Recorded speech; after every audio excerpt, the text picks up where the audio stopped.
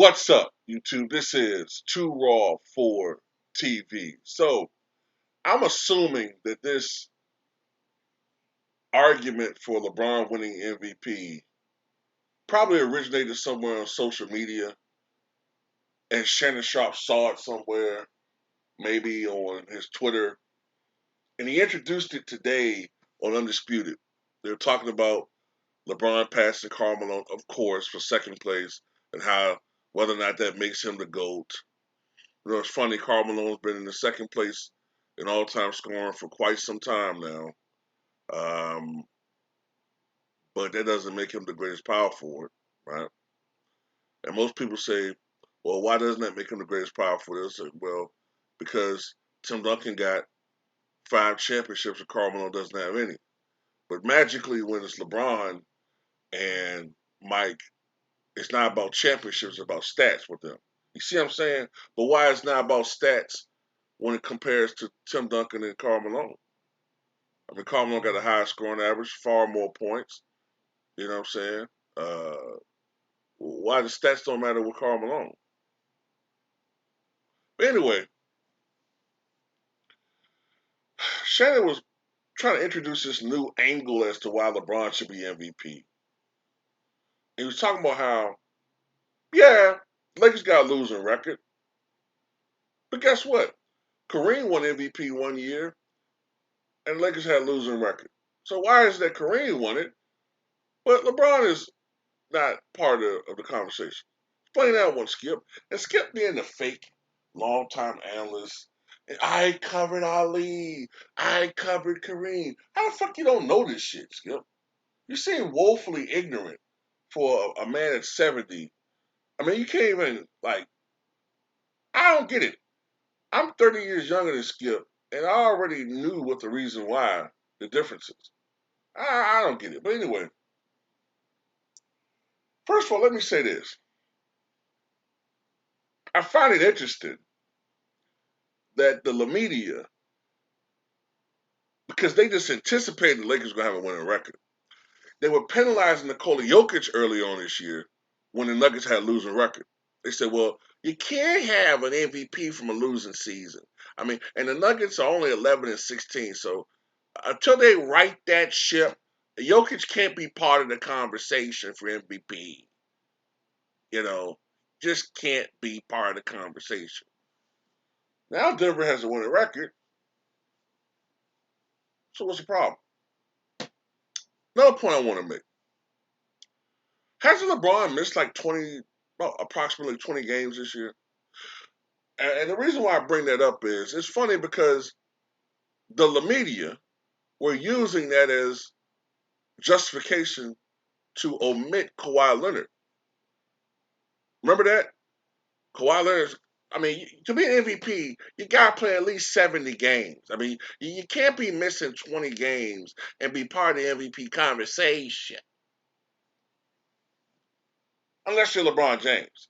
Huh?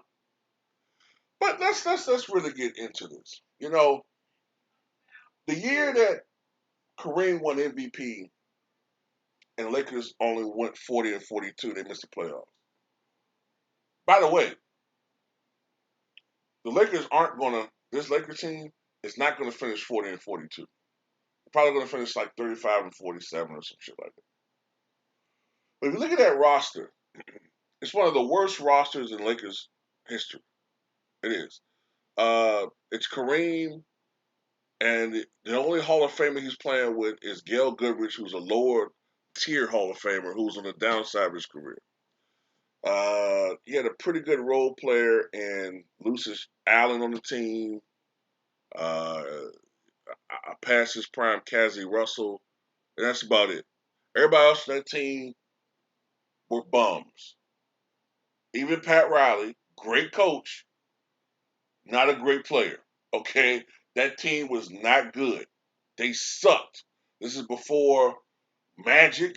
This is before Kareem. This is before Norm Nixon. This is before Jamal Wilkes. That team fucking sucked. Okay, especially on the defensive end. Now Kareem was doing his all. But Kareem can't win a championship by himself, right? So talent-wise, they had Gail Goodrich. LeBron has Anthony Davis, Russell Westbrook, Carmelo Anthony,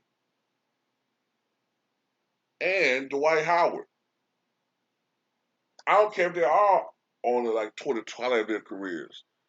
They were still better, infinitely better. Matter of fact, some of these other guys, Malik Monk, were better than these guys that Kareem was playing with in 75, 76. Then, if you look at Kareem's impact on that team, almost 28 points a game, almost 17 rebounds per game, I think something like over 4 blocks per game, maybe like 4 assists per game. He dominated on both sides of the court. He was responsible for a team that only won 40 games for a 17 win share. You understand what I'm saying? 17 win share, which means by the numbers, had he not been on that team, instead of winning 40 games, they win maybe 22, 23 games. I mean, just if you want to be statistically accurate. He's the only reason why they were even contending for the playoffs. Then you look at, I'll bring up the Nick Wright stats tonight. Even if you want to look at VORP, which is value of replacement player, he averaged a career high 9, which shows you how piss poor that team was. That's why he won MVP, because without Kareem Abdul-Jabbar, that would have been the worst Laker team in that history of that franchise. They'd have won like 20 fucking games if it wasn't for Kareem Abdul-Jabbar. He's the only reason why they were sniffing the playoffs. Contrast that to LeBron James, who a lot of times he has been the reason why the Lakers have lost. Shot jacking and only caring about himself. But anyway, that's all I got to say in this video. Tell me what you guys think.